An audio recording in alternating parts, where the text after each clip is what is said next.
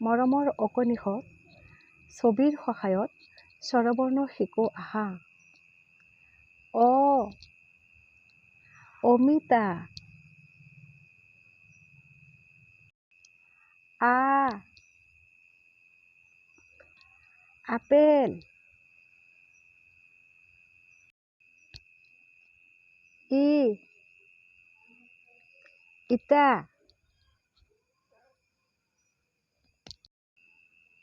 ই, eagle চৰাই।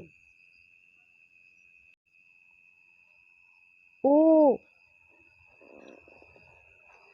উট। উ,